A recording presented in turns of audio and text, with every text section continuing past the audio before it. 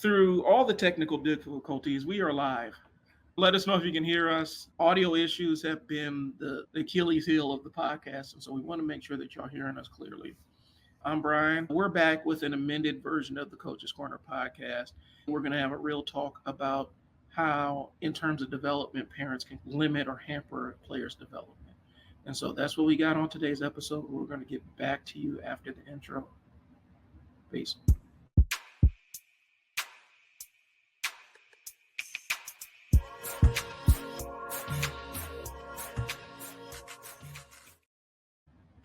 All right, y'all. My name is Bryon. Together, we're the co-owners of Coach Moe Athletics. We're a hybrid kind of European American style basketball academy program, which means that we practice way more than we play. The other side of it is the European side. It aligns with how we've been doing it for years. So we're just giving it a name now. It's more based on being a well-rounded team player, existing in a team. It's not really based on your physical capabilities. Like, you still need to be able to move on the court, right, but it's making well-rounded players so they can thrive in any system under any coach. Right. And so that's what our model is. So that's what we offer here. The reason why we can sit up here and do the podcast, because Coach Moe, how many high school players do you have? Give me an estimate. Currently, well over 50. College players? Probably 20. Middle school? Well over 50. Okay.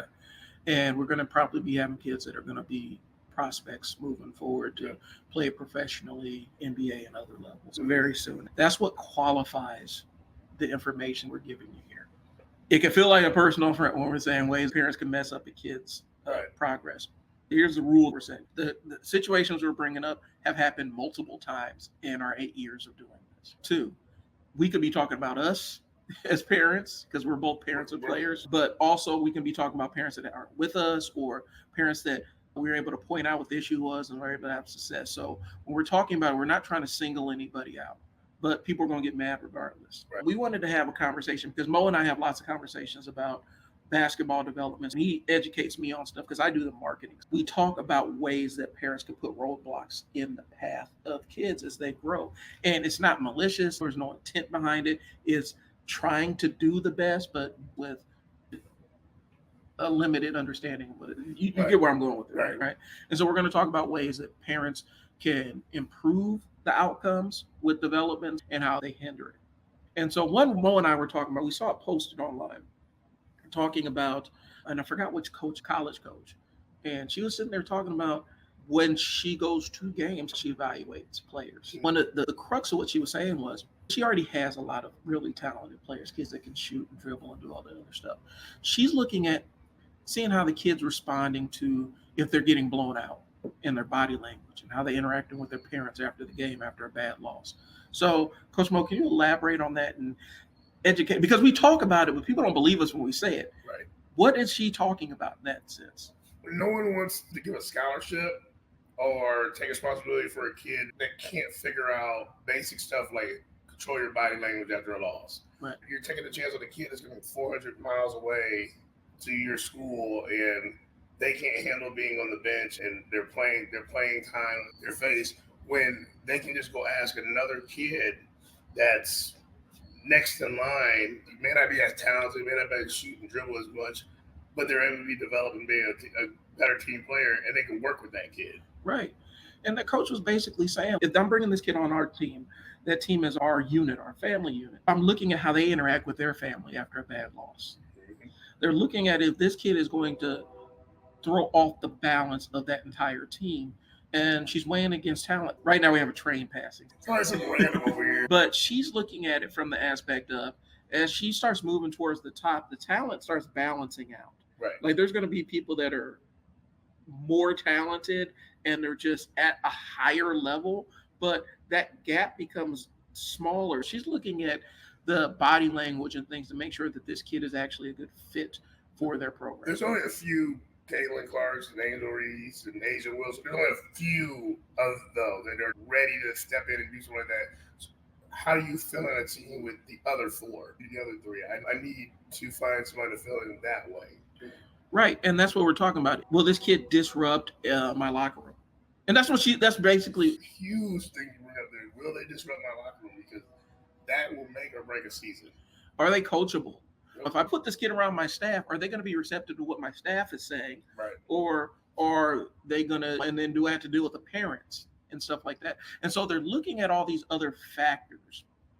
Parents, if you take your kid out to one of these national exposure tournaments, Mo can explain it, articulate it better than I can, but I'm imagining with some of these national exposure tournaments, they're more like all-star games. Yeah. And kids come in with different expectations. Games can get really lopsided really fast. They're evaluating each kid on the court, but not really checking what the score is as much. It is so hard, and people get mad at them, but a lot of the coaches I talk to, it's so hard to send kids to those things. Right. Because there's not a lot of defense played. They can put you on a stack team and you look good and you won, but you're hiding, or you're on a team where you get exposed. And maybe you do get on that team where it's really not the greatest team, but you're standing out by clapping for your teammates, getting back on defense, hustling down the court. You might outshine some of those kids on that stack team. They're looking to see how you are on the bench, if your body language is bad and all this other stuff. And the coaches are evaluating that to see how you're going to mix with their program. It gets old. We've had kids in our program that's came and gone. Every single time you set them down, they're slapping a chair. They're upset. It's like, if you can't stop this now, it's never going to work for you in high school. And we're talking about how the parents can help out. The kids raising hell, are the parents there to get the kid back under control and teach to it? Or are the parents raising hell too? Are the kids and the parents both raising hell? Those are the things that they're looking at. It's modeling the kind of behavior you want these kids to demonstrate across the board. Sometimes it means dialing back on your little superstar. Right. And there's a pendulum on that, because you can go the opposite way, where you're tearing your kid down actively. I've seen it where parents are actively heckling their kids in the stands, which is ridiculous. Right. It's making sure the way you approach it is balanced. And basically, the kid is being watched from the moment they walk in the door. Right. At these places. Spread it out to every other tournament, because you never know who's in the crowd watching. Right. The kid's being watched the entire time. And the kids are watching the parents. If you're in the car before the game, I always try to have an environment of peace before the game. We talk about stuff like even basketball sometimes. I say, you locked in, ready to go? Then I talk about something else, like something common. Put your headphones on, son, if you're going to listen to your music, something common. Like, so if he's modeling me and I'm sitting in the car, man, I hate how the coach played you last week. They need to put you in a different defense. They got to give you the ball every time. That kid comes in with this this expectation of your expectation, but not what the coach is asking him to do. Right. And so you're, as a parent, you're actually hindering that kid, because now in his mind, he should play me a little bit more. I need to make sure that, all right. So I had to switch. The mic was on some other channel. So if you're having trouble hearing us, let us know. Continue on. You have to maintain an environment of peace within the car. Before you game, you cannot come in here worried about what the coach did 2 weeks ago in a tournament and talking to your kid. No matter how cool, calm, collected your kid is. Like, I know Bryan's kid does with my nephews and nieces. My nephew's real laid back. He's real laid back. And he knows my older laid back. But they listen, and eventually that laid back is like, that doesn't mean that they're not listening. And so eventually you get into a game and the coach tells him to go left and he goes right, because in their mind they're like, well, Dad said this is the way I'm going to get a scholarship, or Dad said this. So you have to calm down, and there's a way to do it. It was one game. Let the coach and the kid talk about it. And if it's bigger than that, then we have a conversation. But if you're already coming in negative, your kid picks it up. And that's what we're talking about, is how parents can set the stage and help out with the development piece. So we've belabored this one, but there's other ways a parent can hinder. I want to get into this piece of it. When you introduce inconsistency with the training, and there's different ways we can be inconsistent with the training. The example I always use, is it easier to learn algebra from one teacher or 7 teachers? Right. All starting with their own method at different places. It's one. It's always one. Sometimes when you're trying to expose the kid to too much stuff, you can hurt them. The other side is sometimes a coach is judicious about, okay, we're going to play here. And they're choosy about where the team plays, because they want the kids to have a good experience, but they also want them to learn. Sometimes they'll make an audible and say, this ain't the best experience for us. Let's go back to the lab, get some work in, and then we can come back. Let's speak to the multiple coaches playing for different programs. You hit it right away. You get a lot of different coaching when that happens. I respect coaches that coach kids. You may coach defense different than I do. You may relay the way you coach different than I do. And now they go to a third team. So now they got used to me, they got used to you, and now we add a third person. And what I always hear back from the parents is they're just getting reps in. They're getting reps in. The more reps you get to play. That is the American style. Like, let's play a bunch of games. Right. Let's play a bunch of games. If you don't slow down and say, wait a minute, let's reduce it now out of coaches that we have. Let's listen to this one. Let's play after we train and see how it goes for a session. And then you can talk about adding maybe a different team or different coaching. But right away, to have 3 coaches to start off a fall season for 3 different teams, nothing's going to help. I've seen the young man put on 4 different jerseys. Yep. And struggle in 4 different games. At least you got to dominate. Your kids may be able to just do marathons and all this other stuff. As the parent, you have to put some controls around this piece and limit how much other stuff they're doing. More isn't always better. More training isn't always better. More games isn't always better. You have to go where there's an approach where you get days off. You're allowing for different coaching styles, because we've had it where we've gotten a kid back and they have been coached. They're with us. They have other coaches, and they were playing a style that the other coach had for them. Right. And it completely did not align with the stuff they had learned from us. It put us in a weird situation because now the kid goes from being a star on the floor in their role to a potential liability. Right. We're looking at the consistency piece of it. And everybody's going to have different expectations, different ways they can be consistent, but coach has seen it. And so in your development, when you get a kid that's about to go into high school, how can you tell that they've had too many coaches? You can tell by, for one, they're not having fun.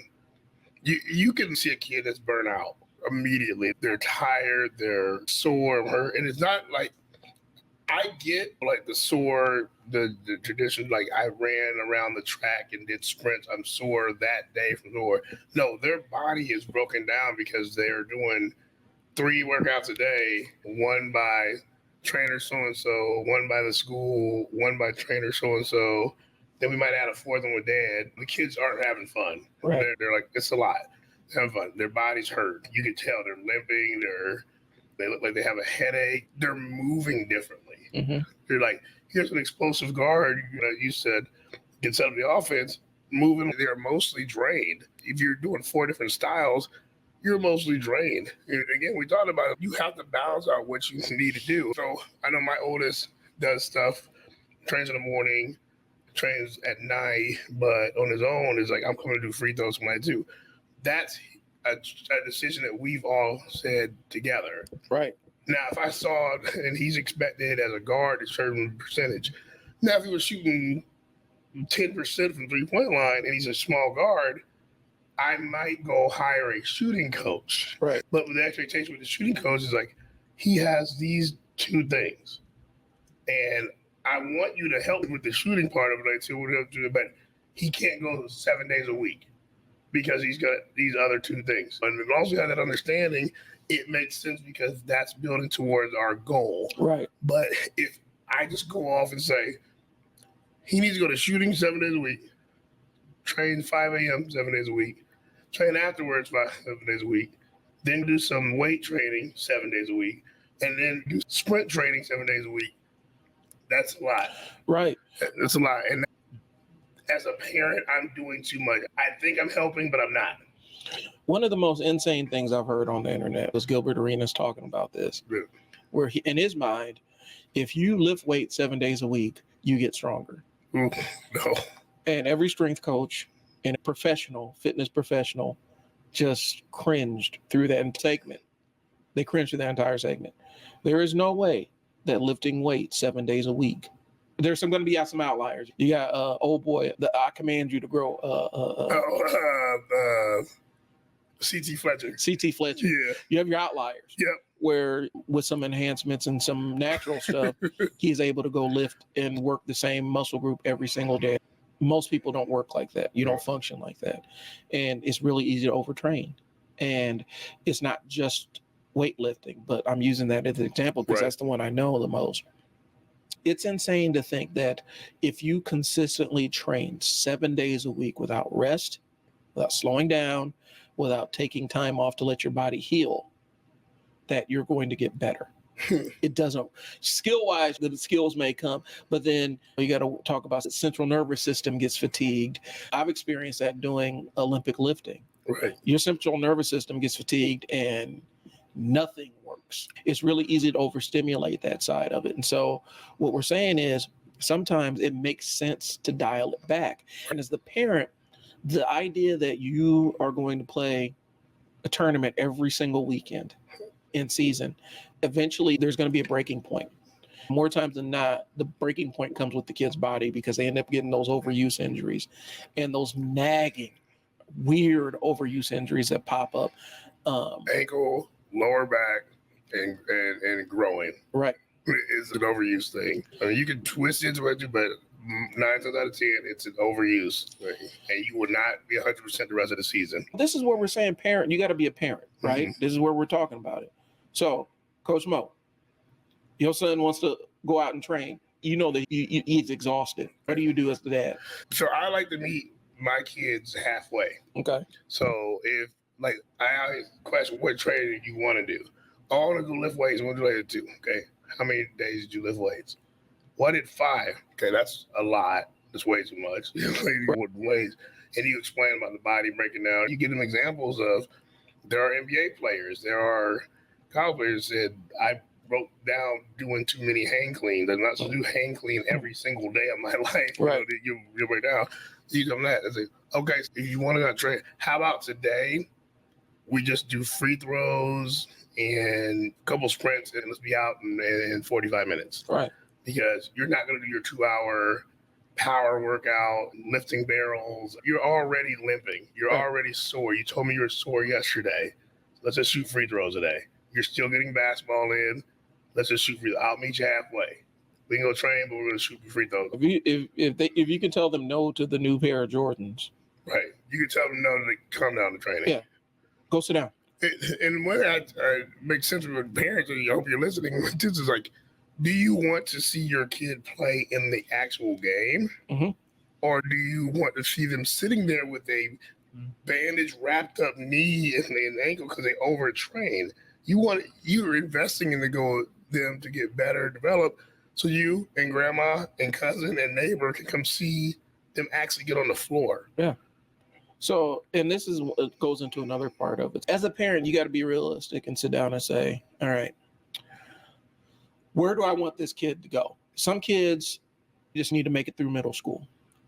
And that's fine. We can train to get through middle school, play on the 8th grade team, have a great experience. And then 9th grade basketball, they're like, yeah, I'm not really wanting to compete. Which is fine. Yeah. I don't want to go to that level. Or you have a kid that their ceiling is going to be varsity. And so are we looking at trying to get them on the varsity team? Right. Having a high school career, hey, it's great. I'm done. I enjoyed it. Got my trophies or whatever. Got my photos and everything. We're ready to go. Mm-hmm. And then other kids, as we go up, the funnel is going to narrow. Other kids, I want to go to college. I want my school paid for by basketball, football, or baseball. Now we're at another level, right? Right. The training looks a little bit different starting out because now we're walking overuse injuries and stuff like that. Mm-hmm. How do we make sure that this kid has a long career so that they can play from childhood to adulthood? As the parent, you need to be aware.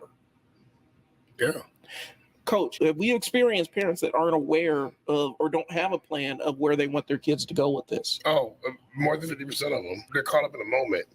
The kid had the breakout game this summer, and it's like, oh, here we go.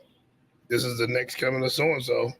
And I'm going to send him to this school, and he's going to be the starting point guard on varsity at 14 years old. Pretty rare. My son happened to actually be one, but he had to work towards it, and I knew he was going to be a smaller guard, so he had to shoot the ball. Right. And he had to make the shots because he's under 6 feet. I've had that conversation. That's just my experience. I talk to people. Some people like, man, this kid was so dominant in 8th grade, where a kid can dunk a basketball, jump out the gym, put them on, look the part. But the transition was, we were telling this parent, needs to learn how to shoot the ball. Right. Needs to be able to catch and shoot. Needs to be able to shoot wide open threes. You need to shoot the mid range. They're going to jump off of everybody. They're going to dunk everybody. They're Sean Kemp. Yeah. The kid's 6'1", and they might stop at 6'1". 6'1's not really tall. There are people that are 7. We talked about it the other day. 7 feet, over 7 feet. That are doing things that kids that are 5'7" can't do. Right. So that's the conversation we're trying to have. It was no self-control. Yep. No sense of accountability, cutting the coach out of the discipline when it came to behavioral things that affect their ability to get on the court. Right. And so that's what we ran into. And we're being honest. Sometimes parents think they're doing the right thing by saying, we're shutting down basketball, football, baseball until they learn how to do what I want them to do. And you cut the coach completely out. Well, if the plan is to have them have a high school career, you can't do that. Your ego has to get out the way, and how you're setting your way. Our parents used to say, being set in your ways. Yeah. That has to go out of the window with your kids and sport. Your coach has to know what's going on if they can help them. Like, oh, he didn't clean his room. He's in 10th grade. You can't not have him go to practice in 10th grade. He'll get cut from the team. Right. Well, that's his consequence. I get that, but he gets cut from the team in 10th grade. That's it.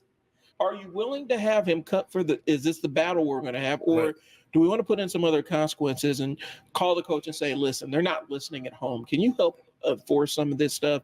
Because that's the reality of what we're dealing with. And so I think we've been cut out. If you have a coach that never has any interest in the kids' discipline or behaviors outside of them, you need to find a new coach. Right. The coach needs to be actively involved in that piece of it and actually give a damn about it, because they're crafting the young men and women of the future. And if they're not willing to hold them accountable, they don't need to be leaders of young men and women. Right. That's how you end up getting nightmare scenarios. Because here's the thing. If this kid succeeds at the level that you want them to succeed, and they finally become that rare breed that makes it where somebody's actually paying them millions of dollars to play their professional sport of choice, guess what happens when you suddenly get $1 million and you have no sense of accountability? This is what we're trying to tell these kids. You got to know what level your kid wants to go to. What is the plan? Because there's steps to take. But if you don't know, your kid might tell you one thing, but you got to sit down and ask yourself, like, you're paying for. Here's the deal. If your kid doesn't get a scholarship, you're paying for it. Did you talk about that plan? Because you're 5'2" guard that's a junior in high school. I don't know too many 5'2" kids getting a full ride scholarship for a D1 college. I had somebody look me dead in the face, a kid, because I've done residential and stuff. He looked me dead in the face and told me that his older brother that had been cut from every single team that he had ever been on for behavioral stuff was trying out for the pros. He was taking the summer off, skipping college to work out so he can try out for the pro team. Everybody was holding back. Right. And it was everybody else's fault. Y'all, that's ridiculous. And now colleges are at a point now where a kid might be getting 6 figures in college. How equipped is your 15-year-old in 3 years to possibly get 6 figures in the bank? Right. And the competition is there's still competition there. That's what I'm like. You have to be aware of what's going on with your kids and the surrounding. Your kid's been training all summer. They had summer basketball leagues for the school. They've moved 3 of his friends to JV and varsity. Your kid's on freshman. Right. They all came in together. Your answer is more training from everybody that contacts me. The other kids probably haven't done that. They probably have 1 or 2 trainers. They're doing their school stuff. They might play for a little summer team, but they have it set where it's not a million different things. Look at the difference. And these kids are leveling up. They're not as tired. They're not as sore. You got to be observant, parents. You got to really, and then the afterwards are like, why aren't you on JV? These kids know exactly what's going on. The coaches will tell you at school, Oh no, man, they don't like me. We're done with that. They told you were the slowest one in the group. Right. Oh, I'm sore. I went with my trainer that he had a weighted vest on me today, and we go 7 days a week. Was that part of what the school asked you to do in the middle of the season? Well, no, but the trainer said he got people overseas playing. You're a freshman. Right. Like your 6 a.m. workout at school is plenty to do right now for the school stuff. Now, if they want you to lift weights after school, you do what the school says and lift your weights after school. Now, I'm thinking as a parent, they had a school, they got to do their homework, got to keep their grades up. Now, at 6 o'clock, when they're done with their thing, you want to go out and shoot some shots, you want to do, there you go. Yeah. But just say, nope, you get home, you eat for 30 minutes, you're going to go to your shooting coach for an hour, you go to your dribbling coach, and then you're going to go to one of your 2 teams that you play for, and you're going to do their practices. Well, I'm tired. Yeah. Some of y'all, okay, and some of y'all ain't hip because we're old. We're old, man. Right. Y'all ain't hip to the story of the Bionic quarterback. That was, where a dad, through force of will, and it's not like the balls or anything like that. I'm talking about through force of will. Dad said, this kid's going to play in the NFL, and tried to regiment his entire existence to play in the NFL, and it worked for about a season. Yep. Then the bottom fell out because this person got into the NFL, had more money than they've ever seen before in their lives. Dad ain't around, or he can't tell you what to do. Yep. They relived their teenage years, drug use, yep, all the other vices that you can possibly endure once they got their $1 million. Yep. Because that childhood part was robbed from them because dad was hyper eager to get them in the NFL, which is, I get it. And you want it for the kid. You can't want it more than the kid. Right. You can't want it more than your player. We're not paying attention to the signs in the air. His friends moved up. Right. He's still in the same spot. Instead of figuring out if the grind is the right grind, right, we're just going to grind harder. My youngest was a prime example. He's naturally athletic, but he loves life. He can go out back and stare at clouds and, and tell you about what the shape they are. But he also can come in and be one of the best defenders. So he's new to a lot of the super competitive stuff. He's gotten better because I'm listening to him and watching his body. If he hit the ground a few times and he's been sore for a day or two, you need to sit out. I can see you visibly. You're hurt from that fall. You need a day to put some ice on that back or knee to relax for a second. Real quick question, Coach Moe. How do you, as a coach, as a dad, as a parent, hold a kid accountable for their commitment to their team versus where you don't cross that line where you're pushing them harder than they're pushing themselves? What is the balance there? I watch how they interact with their team when we are actually together. And if it's poor effort, if it's yelling at people, if it's not hustling, you're not accountable with the team. You're selfish, and you can see it right away. We're not saying you had a bad game or a bad practice, but your effort should never be bad. Like I'm the believer, if we were doing a shooting drill and you really were doing your footwork right and we were shooting 50 shots, let's say you missed all 50. I doubt that happened, but you went hard. You were grabbing a rebound. I'm not mad at that effort, but if you're coming to practice, you're like, this is one of my pet peeves. You're late. Not their fault because you kids don't drive, but when you do come in, you still have your beats on. You still have your sandals on. You're rapping to yourself. You're looking at the ground, and you're taking forever to tie your shoe. Now we're 15 minutes in. We're waiting for you to do something like that too. You're not accountable to the team that's been ready to go. Right. You come in, you throw your shoes on, you stretch, you apologize to the team. My bad. My dad ran into traffic. I'm ready to go. Right. I'm asking this because I have an expectation in my household. Yep. That you're going to finish the season at least. Yeah. My daughter was doing, I think it was like all these extra choirs, plus she's doing theater and she's doing basketball and she's doing STEM and all this other stuff because she likes doing all that stuff. Here's what the issue was. One of those things she absolutely hated. Yep. And it wasn't fun for her. It was impacting her ability to do other things. Yep. And I had to back off of my stance of you got to finish the season because she was carrying it forward. I can't quit on them. I made a commitment. Well, dear, you hate this and you don't want to do it. You don't want to do it in the future. At some point, I'm asking you, what is that breaking point for you? Like where the kid is like, I quit. Just arbitrarily, I quit because things are hard versus I quit because things are damaging. How do you determine that? Again, that's that conversation you got to have as a parent. You should see this coming. Right. You got to see if they're dragging their feet, how they talk about the coach, talk about the plays. If they don't work outside of basketball, there's a big sign right there. Like, especially, I would say the most determining age is 7th grade. Yeah. When you get to 7th grade, you know what you want to do with a sport. At least you have one main sport. You might have two, but one where you're like, okay, I'm going to invest in. I'm going to do this. This is what I want to do. If the kid has one sport and they're still, I don't want to go to practice today. Coach is mean. The kids make fun of me. And it's a ton of excuses.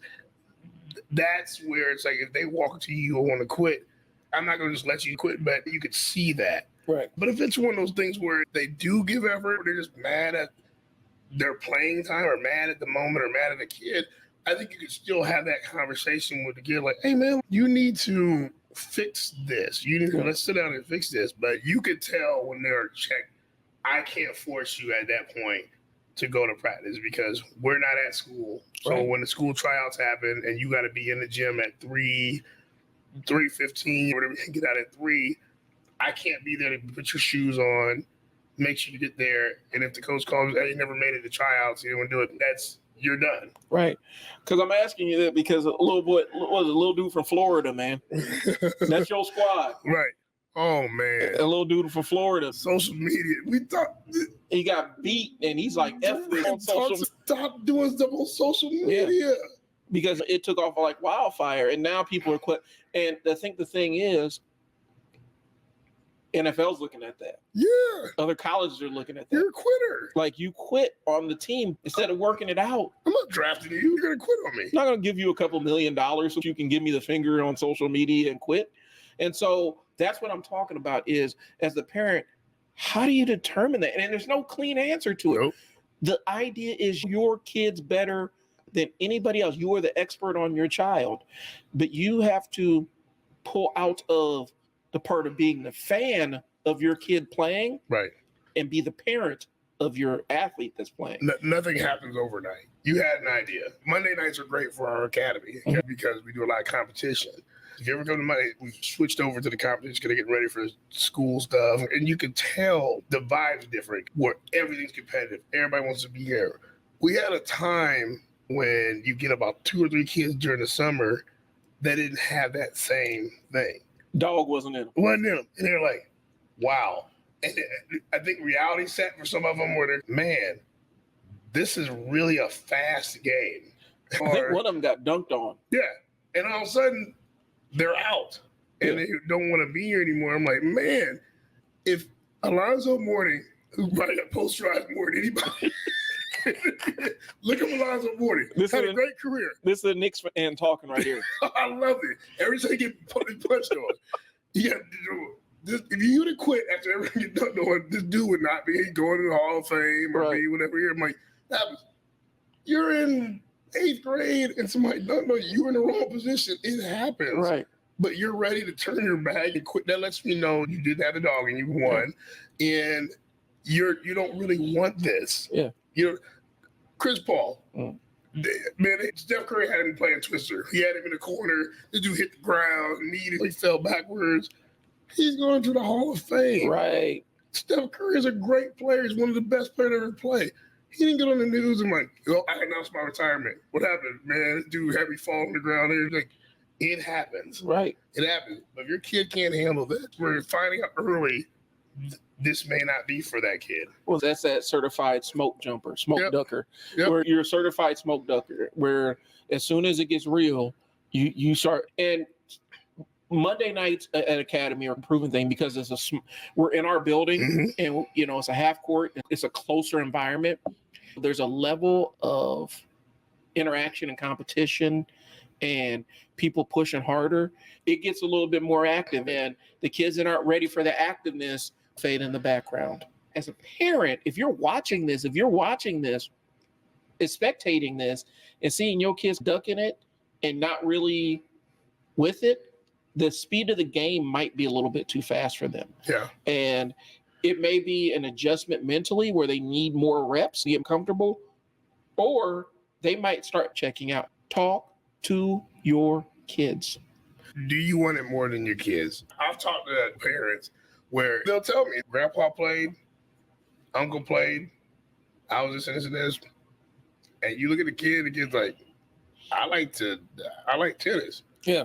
You don't like tennis. Oh, no, your fond tradition of the Johnson family. We're just going to do whatever. I'm like, I don't really want to do this. We're a baseball family. Kid hates. We're a football family. Kid doesn't like contact. Dad played football and uncle played football and cousin played football. He's going to go play football. He hates football. We're a volleyball family. She doesn't like volleyball. And so let me this is what you talking about. I love that. So here's a connection with all that. We talked about this. All coaches talk somehow. They know each other. And it's like this spider web. So everybody kind of talks in a web. You think that you don't want to hear the answer. The kid just flat out said, I don't like basketball. I just don't want to do it. Instead of listening to your kid, it is now blame the coach. Yeah. Oh, it's because you made him lose the love for it. He doesn't want to be here. So why are we putting him in a game if he said, I don't want to play today? Yeah. You could ask the other 8 kids and an assistant coach. The kid flat out said he doesn't want to come into the game. I'm not going to play, but you're not listening. I'm out of here, coach. Thank you. I'm out of here. I'm going to go to the next person. The next person calls you the night before, like, hey, this kid showed up. I don't know, he did. And I don't even say anything. I'm like, good luck. And I get a call 2 days later, like, he quit on me. He quit. I said he couldn't start because we already established team and he has to work hard. Quit. So then they go to the third team. Right. And it's connected. It's connected. And then the bad thing is, like, that son might be good at basketball. Now the daughters in other sports, basketball and volleyball and tennis, and now they get a rep of this whole family likes to jump around because they don't want to hear anything. Now they're uncoachable. And once you get that, that's hard to break. Well, we've had kids quit on the sidelines and parents are mad, like they're not getting enough playing time. He just quit. They just said they didn't want to go back in the game. Well, I wish we had to start doing that this season. I want to be mic'd up, and I want the kid to talk into the mic, like, tell your parent what you just told me. Right. These kids will say how they feel when they feel comfortable about saying it. Yeah. They'll just blurt it out. I don't want to play anymore. And coach doesn't have time. The coach on the sidelines doesn't have time. Even the assistant coach on the sidelines, they ain't got time to go through all this. Okay? They don't want to go back in the game. Next person up. Yep. And they might check in after the game. Hey, you okay? You good? Things going good? Yeah, I'm fine. I'm just over this. Well, they won't tell the parents this, but they'll tell the coach this. Right. This is what we're saying, y'all. It's checking in with the kid and understanding and having a good sense of it. We're going to have to wrap it up because we both got, as dads, I got school pickups. We're going to put a pause on this conversation. This will be part 1 of this podcast. Yes. We'll come back for part 2. If you got questions or anything, hit us up. I'll drop the banner. It's coachmoeathletics@gmail.com, or just leave a comment. We're trying not to do too much plugging the services, but tomorrow we do have tryouts. We're bringing back the elite team. This summer we were on the fence with the concept of CMA Elite because of some other stuff that was going on. We decided that we wanted to rebrand it and get a little bit more control over the concept. So we're bringing back the elite team, and we're going to be rolling with 2 major teams. We're going to have the black team and the elite team. Yep. And we're having tryouts tomorrow.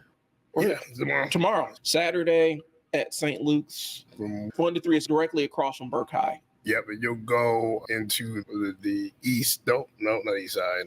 South side. I think so. South side, yeah. The door will say gym entrance. Right. You go in there. And so we are looking at 6th grade boys and girls, right. 7th grade boys and girls, 8th grade boys, your current grade, 8th grade boys.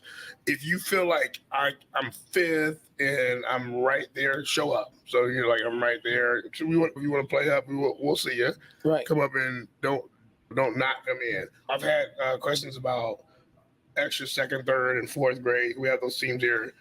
Give us a message and let us know, and we'll tell you when to meet. We have academy days, and myself and Bryon will respond to your email and tell you where to come. Heading into the season, this trial is going to determine what our teams look like. Yep. If you absolutely can't make it, you need to contact Coach Moe, but we can't always guarantee that there's going to be another tryout after this. So if you can't make it, contact Coach Moe and make arrangements so we can figure out what a tryout looks like. But this is our last tryout before we grow into season, because we need to have our rosters, because other teams have been practicing for a month now. Expectations is, if you make a team, you have to get registered. We're going to expect a commitment pretty quick, because we're trying to move forward with the elite and the black team. We're going to be doing some things with them and challenging them a little bit more. We just want to make it fair for people coming from outside the organization. Maybe there's something we haven't seen yet, or kids that we're not aware of. And so we're trying to have the tryout to introduce new people into our system. Understand, when you come to us, we're a training program with a basketball component. So we train and practice a little bit more than we play. So just be aware of that. And deny what you want. Like, you can look around, deny what you want. Go through our page, look at our athletes. If a D1, D2, I don't care, NAIA, D3 kid believed in us and we're gonna dream. Like, I think we do a pretty good job. Right. Like, the proof is there. Yeah. Like, go to one of your local high school that I'm guarantee you is in the Class A, especially in Bellevue area or anywhere else. You're gonna have some CMA kids on those rosters. Right. We're refining our model, but our model works, and we've proven it works. And so we train more than we play. And we've had good success with it. We've limited injuries and had some kids make amazing headway. So that's where we're at. We're having a tryout tomorrow, 1 to 3, St. Luke's across from Burke High School. Come check us out. We're looking for a commitment pretty quick. That's what we got. You guys, if you're interested, we do basketball training, large group, small group, one-off. We got shooting stuff to work on your shots and stuff like that. Check out our Facebook page. That's where we keep all of our services. Happy early birthday. She'll be 15 tomorrow. So, oh, wow. Happy early birthday to you, Mina, if you're listening. Good luck with everything you want to do this year with sports. Shout out to all the kids who just started their varsity, JV, and freshman morning workouts for basketball. Like, I know it's tough, but you fight, get through it, hydrate, stretch, get through it.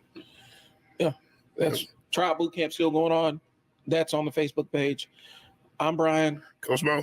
Check us out. We'll talk to you guys later. Thanks for tuning in. Peace.